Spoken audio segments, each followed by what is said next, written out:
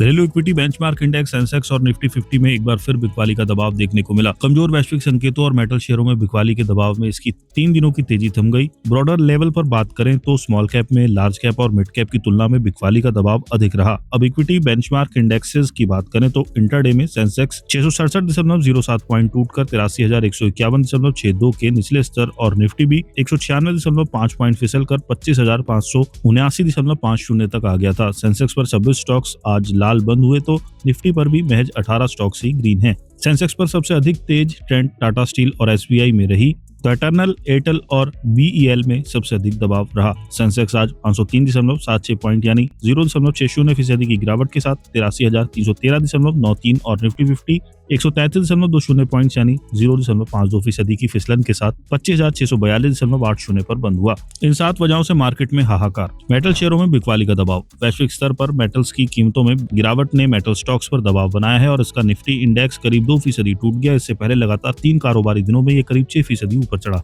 मुनाफा वसूली ये भी एक अहम वजह है मार्केट में गिरने की। भारत और अमेरिका के बीच ट्रेड डील फाइनल होने के चलते चौतरफा हरियाली आई और धड़ाधड़ शेयर ऊपर चढ़ने लगे तो ऊपरी लेवल पर निवेशक मुनाफा निकालने लगे, जिससे मार्केट पर दबाव बना। जियोजीत इन्वेस्टमेंट के chief investment strategist VK Vijay Kumar का मानना है कि नियर टर्म में निफ्टी कंसोलिडेशन फेज में रह सकता है। कमजोर वैश्विक संकेत। एशियाई मार्केट में हाहाकार मचा हुआ है। दक्षिण कोरिया का कॉस्पी 3% से अधिक टूट गया है तो जापान के निक्केई 225, हांगकांग के हैंग सेंग और शंघाई के एसएसआई कंपोजिट भी लाल है, जिससे भारतीय मार्केट पर भी दबाव पड़ा। अमेरिकी मार्केट में भी हाल अच्छा नहीं है और बुधवार को अधिकतर इंडेक्स लाल बंद हुए। नैस्डैक कंपोजिट 1.54% और S&P 500 भी 0.51% फिसल कर बंद हुए।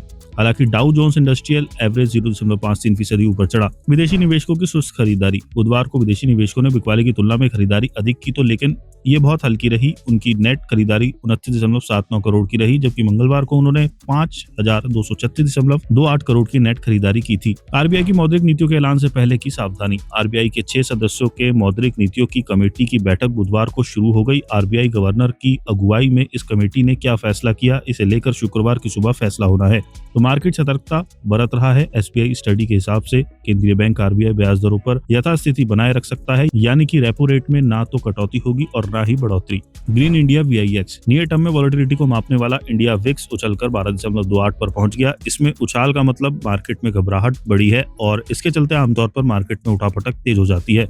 सेंसेक्स की एक्सपायरी। आज सेंसेक्स के इंडेक्स डेरिवेटिव कॉन्ट्रैक्ट की वीकली एक्सपायरी थी तो इसके चलते भी मार्केट में हलचल तेज रही। अनवाइडिंग और पोजीशंस के रोल ओवर के चलते आमतौर पर इक्विटी बेंचमार्क इंडेक्स में तेज उठापटक रहती है। Technical outlook. Funds India equity research desk की रिपोर्ट के मुताबिक निफ्टी 50 ने डेली चार्ट पर बुलिश कैंडलस्टिक पैटर्न बनाया है तो लेकिन हायर लेवल पर बिकवाली का दबाव दिख सकता है। इंडिया वीआईएक्स अभी 12 के ऊपर बना हुआ है, जिससे नियर टर्म में वोलेटिलिटी के बड़े होने के संकेत मिल रहे हैं। शॉर्ट टर्म में रुझान की बात करें तो ये बेरिश बना हुआ है और बुलिश रुझान तभी बन सकता है जब ये 25,300 के ऊपर जाए और टिके। इसका 9 दिनों का एसएमए फिलहाल 25,885 पर है। कोटक सिक्योरिटीज के equities research head Shrikant Chauhan का कहना है कि निफ्टी को अपसाइड 25,800 और सेंसेक्स को 83,900 पर रेजिस्टेंस झेलना पड़ सकता है, जो कि इनके लिए 50 दिनों का सिंपल मूविंग एवरेज है।